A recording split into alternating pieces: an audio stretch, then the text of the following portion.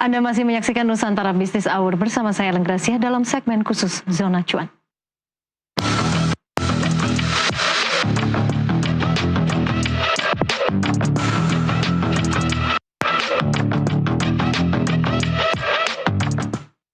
Pemirsa, kesadaran orang tua terhadap kesehatan dan perawatan kulit anak terus meningkat dalam beberapa tahun terakhir. Kondisi ini mendorong pertumbuhan pasar produk perawatan bayi dan anak sekaligus membuka peluang bagi brand lokal untuk berkembang dan bersaing di industri yang semakin kompetitif.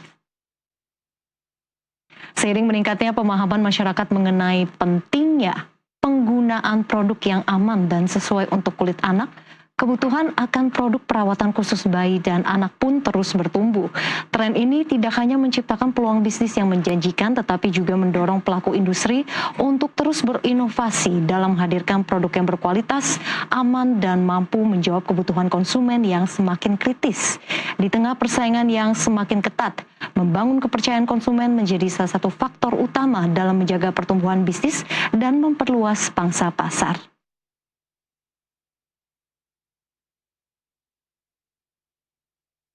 Lalu seperti apa perkembangan industri skincare anak saat ini dan strategi apa yang dilakukan untuk terus tumbuh di tengah persaingan yang semakin ketat? Untuk membahasnya telah hadir bersama kami Sheila Taradia Habib, Founder and CEO BIMI Indonesia. Mbak Sheila, apa kabar? Halo, Alhamdulillah baik. Alhamdulillah baik ya, tentunya senang sekali bisa berjumpa Mbak Nia dan kita membahas soal pertumbuhan industri skincare bayi dan anak. Nah, industri perawatan baby and kids ini kan juga menjadi salah satu yang cukup populer ya. Ada nggak ya perubahan dalam beberapa tahun terakhir ini yang juga menjadi kunci di balik pertumbuhan inovasi di industri ini? Ya, yang pastinya ada banget ya, pertumbuhannya semakin meningkat dan makin banyak lagi brand-brand lokal lainnya, terutama di skincare baby itu berkembang pesat. Tadinya kan BIMI di tahun 2019 mungkin salah satu pionir yang bersaing dengan brand-brand internasional. Tapi sekarang alhamdulillah nasional tuh makin merambah, makin meluas, artinya makin banyak lagi nih customer-customer yang memang mencintai produk lokal, terutama di mom and baby. Khususnya produk lokal ya, kalau kita lihat memang ini juga tidak kalah saing dengan produk-produk luar negeri. Nah, apa sebetulnya alasan dibalik unggulnya produk-produk lokal kita, khususnya untuk perawatan baby dan kids? Ya, karena produk lokal juga nggak kalah saing ya, dari bahan baku juga kita memakai bahan baku yang berkualitas, terus juga memang masih banyak juga beberapa bahan baku yang kita gunakan itu import gitu. Terus juga dari brand lokal kita sudah uji dermatologis, hypoallergenic, jadi semuanya berkualitasnya juga sama seperti internasional. Itu salah satu pembeda, dan dari harga pun kita bersaing lebih murah pastinya. Oke, apalagi di industri bayi dan anak ini, baby and kids ini, improvementnya juga luar biasa. Cukup bisa dikatakan sebagai sektor yang resilient ya, walaupun di tengah berbagai kondisi ekonomi gitu. Apa yang Anda lihat dari pertumbuhan industri ini? Ya, kalau dari BIMI kita dari 2019 kan, pastinya pertumbuhannya sangat pesat. Dari by data juga pertumbuhan yang kita lihat kompetitor pun tadi semakin banyak juga. Dan BIMI selalu melakukan inovasi. Jadinya saya lihat marketnya pun makin luas. Tiap tahun pertumbuhan bayi baru lahir tuh selalu ada. Jadi makin banyak lagi nih kesempatan untuk bisa lebih meluaskan pasar. Iya Pak, seiring juga dengan growingnya ya sosial media, orang tua generasi muda ini milenial juga lebih sepertinya lebih melek dan juga lebih melakukan riset ya sebelum membeli produk-produk. Gen Z juga udah melahirkan. Gen Z juga ya, oke, generasi milenial dan juga Gen Z. Nah, apakah ini juga menjadi salah satu alasan dibalik adanya sedikit banyak perubahan inovasi dari strategi marketing untuk produk-produk baby and kids? Ya. Pastikan kita semua inovasi itu menggunakan data ya, based on data, terus survei juga ke customer langsung. Gen Z ini juga sekarang udah melahirkan ya, jadi ibu rata-rata ya. Dan pastinya inovasinya mulai bergeser, kayak apa nih produk yang memang mereka sukai bahan baku. Kalau kita kan turunannya harus semuanya mengandung madu atau beeswax kalau BIMI. Berarti kalau mereka inovasinya yang lagi hits misalnya seperti niacinamide, oke, kita improve beberapa produk, kita kasih niacinamide. Sekarang mereka sangat fokus sama ingredients, kayak ini udah dermatologis belum, ini udah hypoallergenic, ini udah halal, mereka udah concern itu. Dan kita juga memfasilitasi kalau produk kita juga udah sesuai dengan yang mereka mau, market mau. Oke, orang tua jadi lebih concern. Benar. Iya. Kalau dulu kan kayak beli-beli aja ya. Iya, apalagi juga sekarang kan produk-produk ini juga banyak yang dijual di e-commerce. Nah, ada beberapa perubahan dari e-commerce yang memang memberikan aspek positif dari segi penjualan, tapi ada juga sedikit penyesuaian nih untuk beberapa tahun ini. Mungkin bisa dijelaskan tidak, apakah ini juga merubah dari cara marketing ataupun juga penjualan? Ya, kalau untuk pertama kali terjun ke dunia marketplace gitu, benar-benar membantu kita helpful untuk memperkenalkan ke customer secara luas. Karena mudah ya, tinggal masuk keranjang check out gitu kan. Tapi untuk sekarang memang cukup ketat dan biaya admin tuh semakin besar. Terbukti dengan teman-teman brand lainnya tuh sudah mulai switch, mereka membangun website sendiri. Tapi memang butuh waktu untuk mengedukasi para moms juga untuk bisa switch ke website. Minimal kayak 10% aja kita udah bisa bersyukur kalau bisa move ya. Gitu. Jadi secara positif ya membantu karena memudahkan, tapi ada kontranya juga yang dimana kontranya tadi ya benar-benar ketat banget sekarang, makin naik biaya administrasi, potongan juga luar biasa sehingga margin tuh sangat tipis. Tapi gitu. kalau dari sisi penjualan e-commerce kontribusinya seberapa besar? Oh, besar sih. Besar sekali ya. Besar sih. Masih besar.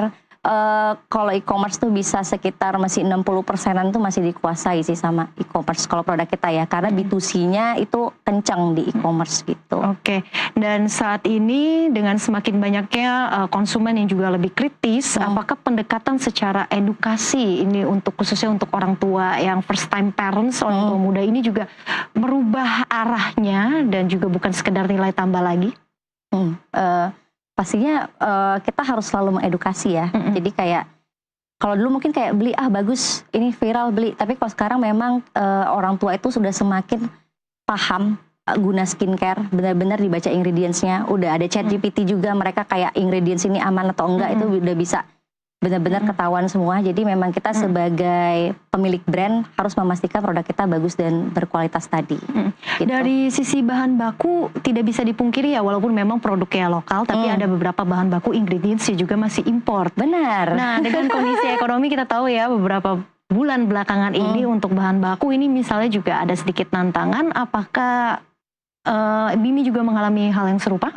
Pasti dong, karena kan memang rata-rata USD semua nih yang kita pakai kalau dari luar. Jadi memang udah disonding juga dari beberapa vendor kalau akan ada kenaikan harga yang lumayan cukup tinggi, sekitar 15% sampai 30% untuk bahan baku. Nah, ini kenanya di kita adalah dampaknya kita harus gimana nih efisiensinya. Karena kalau kita langsung menaikkan harga, sedangkan misalnya produk luar atau kompetitor tidak, pasti kita jadi kalah saing kan, satu dan lain hal. Jadi memang kita efisiensi di mana, itu yang lagi kita sambil cari keputusan yang benar gitu. Jadi nggak mau reaktif gitu, tapi tidak mau kayak bahan baku tidak mau kita kurangi, karena kan memang kalau produk kan memang harus selalu bagus dan berkualitas. Jadi mungkin efisiensinya di lain hal gitu. Apalagi sekarang persaingan industri bayi dan anak, baby and kids ini juga semakin sengit ya. Tidak sedikit juga loh produk-produk lokal yang juga saat ini bermunculan. Salah satunya juga Bimi ini. Bagaimana sebetulnya menjaga kualitas dan juga di tengah persaingan seperti ini? Ya, yang pasti kita harus ada USP kan, unique selling point-nya apa. Kalau di Bimi tadi kita value-nya memang kita bukan hanya menyediakan produk yang berkualitas untuk ibu dan anak, tapi kita turut serta untuk mengedukasi dan mengembangkan komunitas ibu dan anak. Jadi mereka benar-benar merasa dirangkul. Maka produknya bukan sekedar ya udah produk aja, tapi kita mainkan emosionalnya juga. Kita rangkul, kita buat komunitas, terus kita jalan bareng. Bahkan dari segi mental health, jadi edukasinya itu bukan cuma tentang skincare. Kita masukkan juga psikolog untuk mental health ibu dan anak gitu. Terus parentingnya juga, kita ke rumah sakit. Itu yang jadi pembeda kita. Tapi kalau secara niatnya sih, aku sangat apresiasi ya untuk para teman-teman lokal brand di Mom and Baby. Aku sebutnya sih, kalau profesional mungkin kompetitor. Tapi kalau dari hati nurani seorang founder, aku justru senang karena kita sama-sama niatnya adalah untuk menyediakan produk yang berkualitas untuk ibu dan anak di Indonesia gitu. Berangkat jadi sama-sama dari niat yang baik ya. Visi misi gitu. yang sama ya. Nah, tapi kan juga artinya sekarang semakin banyak pilihannya untuk konsumen, untuk orang tua begitu ya. Nah, faktor apa sih yang sekarang paling menentukan dalam memilih suatu produk? Ya, yang pasti tadi jangan main viralnya aja, tapi dicek bahan baku. Kalau kita memang bukan orang formulator kan, kita sekarang udah ada AI ya.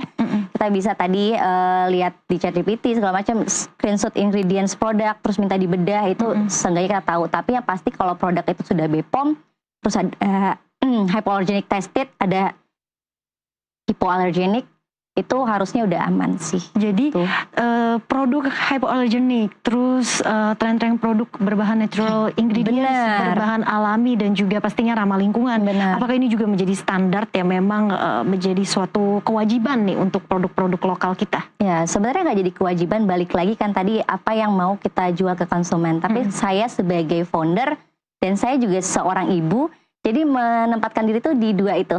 Ketika saya mendevelop produk, oh saya maunya seperti ini karena saya mau memakaikan ke anak saya. Udah pasti memang kalau balik lagi ke nature, yang paling bagus adalah yang alami gitu, natural gitu kan. Tapi dari segi preferensi artinya sekarang kebutuhan utama orang tua itu memang lebih melirik produk-produk yang seperti itu? Benar, sekarang semua produk lokal bisa klaim natural ingredient sih rata-rata yang saya temui ya gitu. Oke. Kemudian kita berkaca juga dari beberapa tahun terakhir ya, ada berbagai macam lini produk begitu ya, tidak hanya sekedar skincare saja, tapi untuk dari sisi kesehatan ini kan juga banyak ya.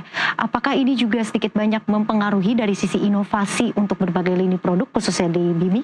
Iya, pastinya dong gitu. Jadi kayak tadinya kan saya khusus kayak skincare-nya balm doang tuh yang pertama kali tuh, balm aja. Terus itu jadi hero produk kita, tapi semakin melirik ke sana, wah inovasinya makin banyak lagi ya. Akhirnya bahkan saya tuh merambah juga, tapi kolaborasi dengan buku anak gitu. Jadi Bimi kolaborasi dengan brand buku anak, terus kayak sampai nursing cover, itu kita buat tapi dengan berkolaborasi. Tuh. Jadi ada kolaborasi produknya tidak hanya sekedar skincare saja ya, gitu. walaupun memang awalnya itu skincare yang menjadi produk utamanya. Nah, tapi kalau kita melihat juga untuk tantangan dari konsumen, khususnya orang tua, ibu ya, yang kita tahu memang lebih sedikit berhati-hati untuk memilih suatu produk, ada tidak ini tantangan khususnya tersendiri? Tantangan khususnya sebenarnya aku bisnis ini aku bawa fun ya, karena aku mengedukasi mereka menjadi seorang ibu. Tantangannya adalah gimana caranya kita bisa secara emosional menarik mereka itu untuk memakai produk kita.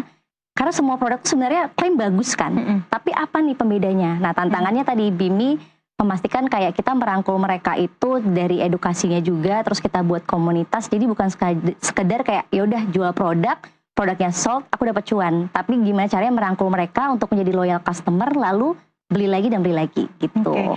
Perkembangan platform digital ini juga menjadi salah satu yang pastinya mengubah arah persepsi ya, khususnya orang tua ketika mereka mencari informasi baru, pastinya tidak hanya lewat e-commerce saja, tapi lewat platform media sosial. Apakah ini juga salah satu pendukung dari pertumbuhan industri? Ya pastinya dong, dari awal memang Bimi kita tim marketingnya itu udah fokus juga ke sosmed, media sosial, Instagram, terus sekarang thread ya lagi ramai itu juga kita udah mainkan tuh threadnya gitu. Jadi memang tantangannya luar biasa banget, tapi itulah hal yang paling mudah untuk join the trend gitu, buat dapat engagement and viralnya gitu.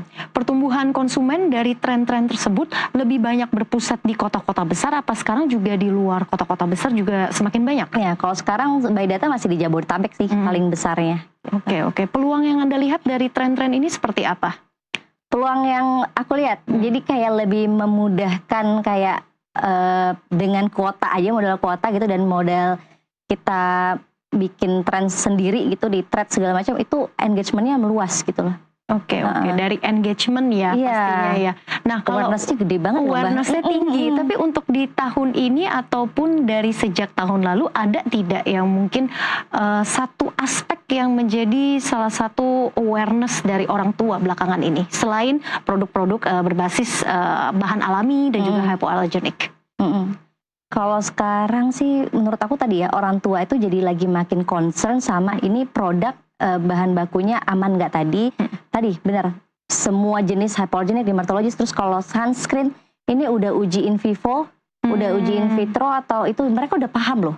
Jadi memang kita emang harus sebagai produk lokal emang harus ini, kayak Vivo itu kan mahal ya Mbak. Uji itu sekitar 70 juta ke atas untuk satu buah sunscreen. Tapi mau nggak mau kita harus, ya udah kita harus ke situ harus bayar untuk uji in vivo, jadi memang customer juga aman. Oh bener nih klaimnya memang SPF 50, udah uji in vivo juga. Jadi concernnya mereka udah semakin pintar dan teredukasi. Sudah lebih paham ya standarisasinya yang mana Bener, ya. standarisasinya. Sebenarnya nggak diwajibkan loh sama BPOM kayak kita harus uji vivo in vitro, karena kita cuman nggak boleh klaim ini SPF berapa, bilang aja cuman sunscreen. Tapi kalau mau uji ada SPF-nya itu harus bayar yang tadi. Oke, artinya ini Bimi mengeluarkan budget tersendiri untuk bisa memenuhi standarisasi dari Vivo itu. Semakin menarik Mbak Sheila, tapi kita harus jeda terlebih dahulu. Pemirsa, Zona Cuan akan kembali sesaat lagi.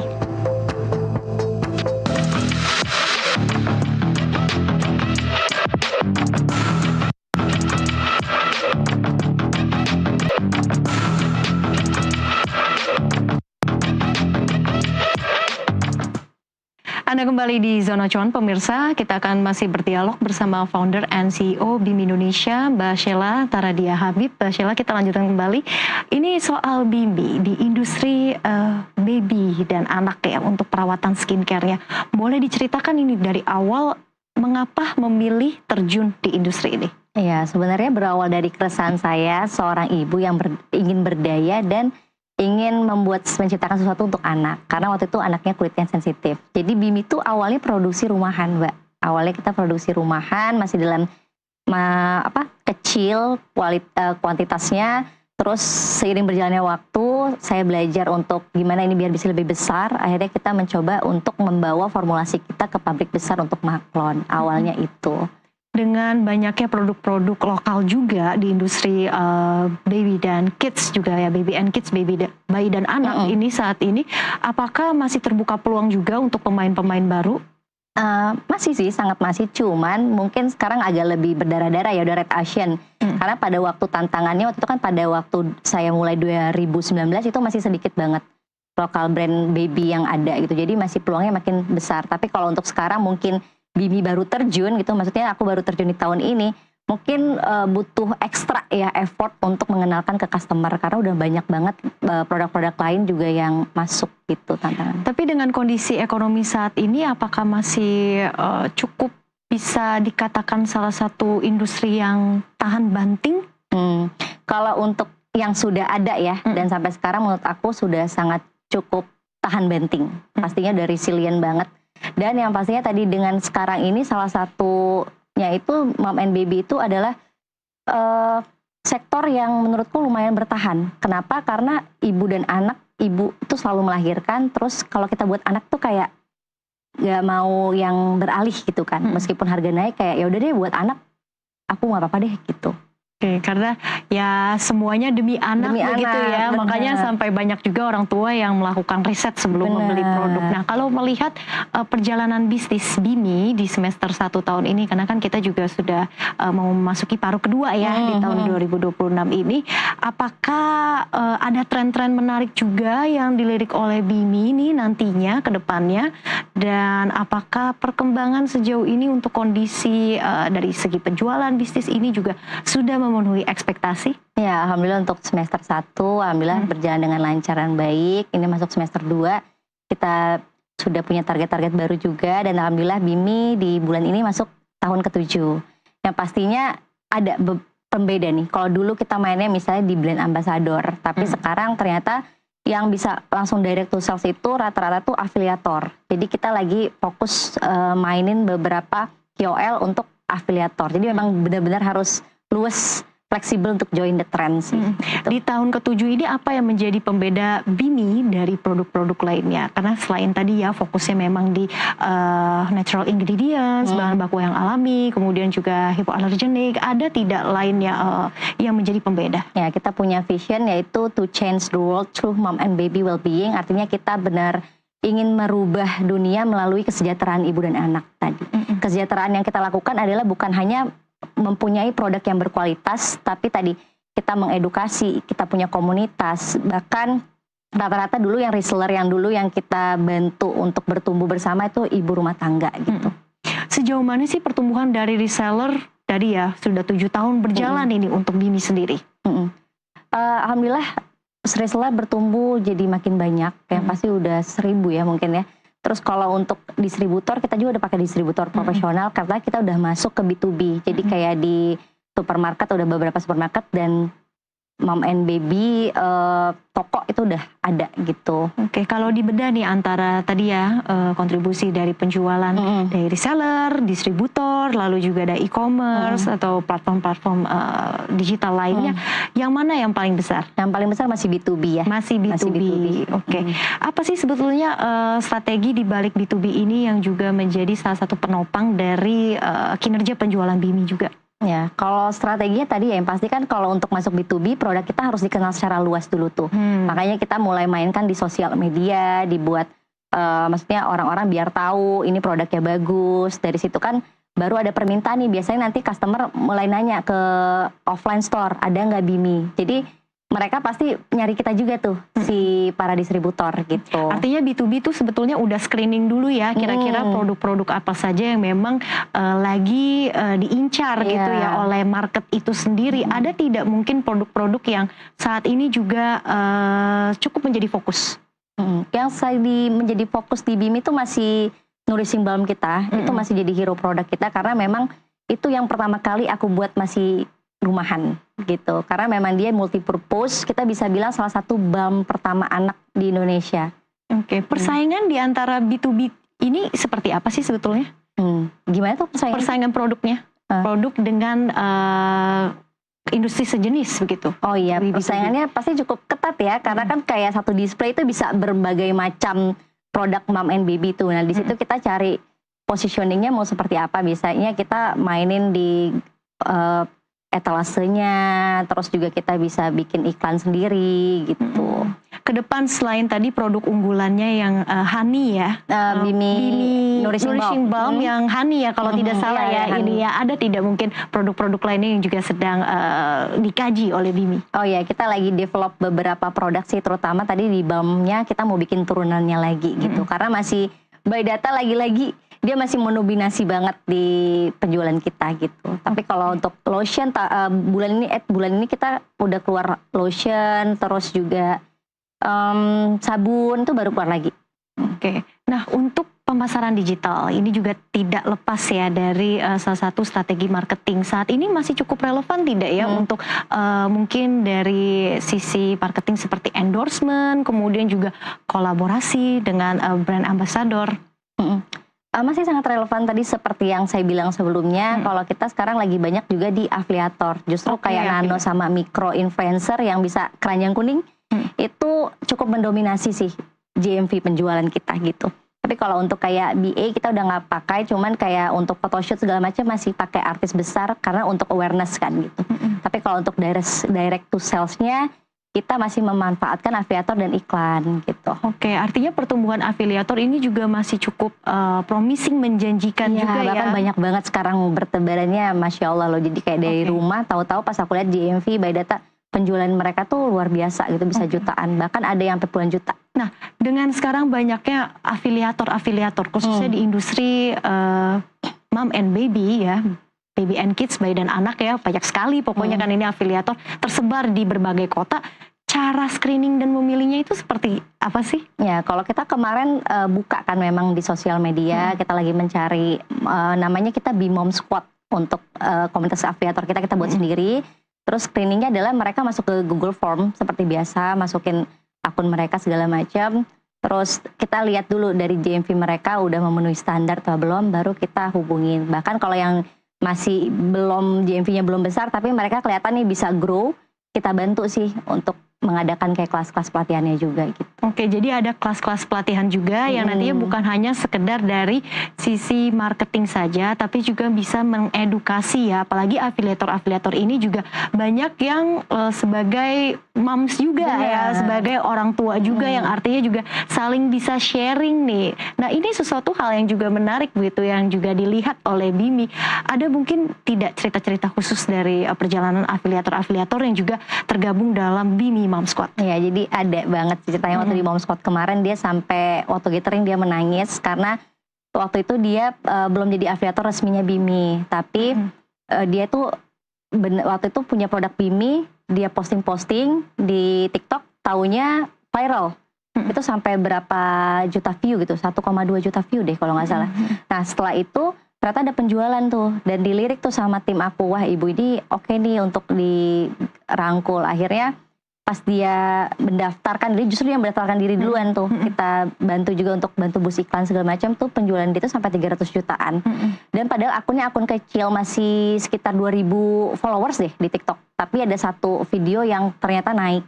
Nah di situ ternyata dia itu, maaf ya, dari latar belakang yang memang di bawah gitu. Jadi dia tinggalnya juga masih kontrak satu kamar gitu sama suaminya, dan dari situ dia dapat penghargaan juga dari BIMI, dapat iPhone terbaru juga untuk konten. Terus dia bawa ibunya juga ke Jakarta karena ibunya di luar Jakarta. Terus ternyata handphone yang dia gunakan itu udah ikat karet untuk konten selama ini. Tapi ternyata pelajaran yang kita dapatkan adalah semua itu kalau kita mau usaha bisa loh, gitu. Bahkan dari HP yang udah dikaretin, ternyata dia sekarang malah bisa dapat iPhone terbaru dengan usahanya ngonten dari HP tersebut. Dan BIMI menjadi salah satu yang menjembatani itu ya, dan akhirnya bisa mendukung perempuan-perempuan berdaya sebagai afiliator. Tapi penasaran juga nih Mbak, sebetulnya dari afiliator ini kontribusinya seberapa besar sih untuk beberapa tahun terakhir ini? Karena ini kan juga cukup baru ya, setelah sebelumnya memang lebih banyak endorse atau kolaborasi dengan brand ambassador. Ya lumayan besar sih Mbak, tapi nggak terlalu yang signifikan banget. Karena kan memang dia directnya itu langsung ke marketplace kan, gitu. Masih sekitar 30%-an ya. 30% ya. Ini artinya nanti akan bisa bertumbuh lebih tinggi lagi dari 30% untuk afiliator atau seperti apa? Harusnya masih ya, cuman memang kita lagi nguatin juga tadi di B2B-nya lagi nih, kita lagi mau gencarin untuk masukin ke beberapa offline store yang belum ada. Oke.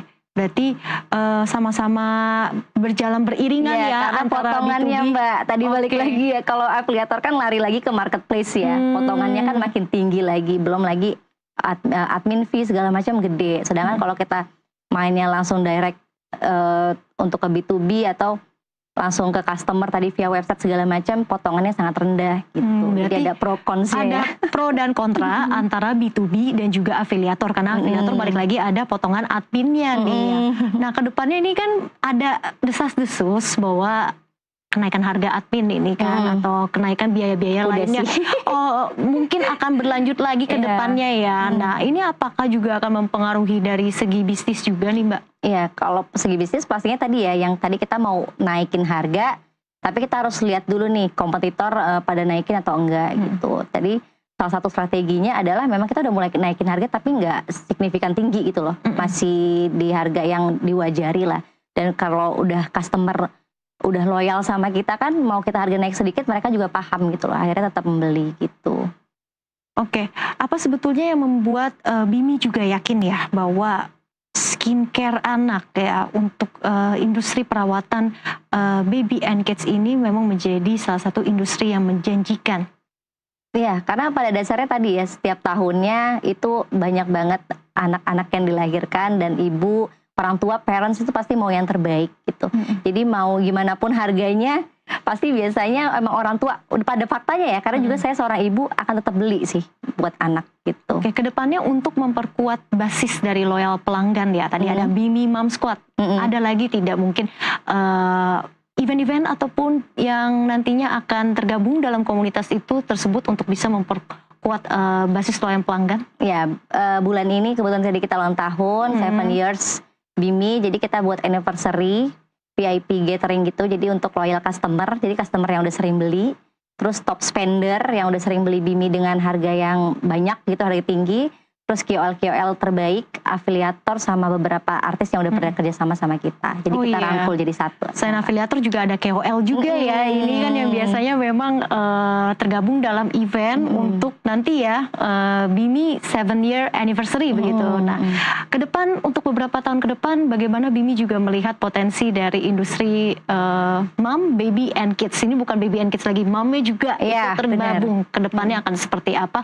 Walaupun memang kita tahu masih ada produk luar negeri yang juga cukup masif berkembang di Indonesia saat ini. Ya, kedepannya pasti makin banyak lagi sih yang bakal masuk ya. Tapi tantangannya adalah makin banyak lagi brand China yang masuk dengan harga murah. Nah, kita baiknya sebagai sesama penggiat brand lokal itu harus saling bersatu, bukan memandang satu sama lain itu sebagai kompetitor. Tapi gimana kita bersatu menciptakan produk lokal ini tetap kuat, tetap resilient, nggak kalah saing dengan brand-brand luar yang masuk, terutama tadi produk China kan masuk dengan harga sangat murah, itu benar-benar merusak harga gitu. Sedangkan kita ini kan lokal brand berjuang terus membuka lapangan pekerjaan untuk sesama kita gitu kan, lokal juga gitu. Jadi kayak harusnya kita saling berjuang satu sama lain tuh, dan support pemerintah diperlukan banget sih akan ini gitu. Oke, harapannya juga tidak hanya sekedar memberikan manfaat dari skincare, tapi juga bisa berdaya ya untuk perempuan-perempuan dan juga membuka lapangan pekerjaan juga ya tadi ya, seperti yang disampaikan oleh Mbak Sheila ini terkait dengan progres dari afiliator, kemudian juga ada KOL, pokoknya banyak lah yang dilibatkan ya di sini ya. Baik, terima kasih Mbak Sheila Taradia Habib, founder and CEO BIM Indonesia, sudah berbagi bersama kami di Zona Cuan pada hari ini. Sehat dan sukses selalu Mbak. Terima kasih Mbak. Dan pemirsa, dialog tadi juga sekaligus penutup Nusantara Business Hour. Bisnis bukan sekedar tentang keuntungan, tetapi juga membangun nilai, menciptakan dampak, dan bertumbuh bersama menuju masa depan yang lebih baik. Saya Lenggracia.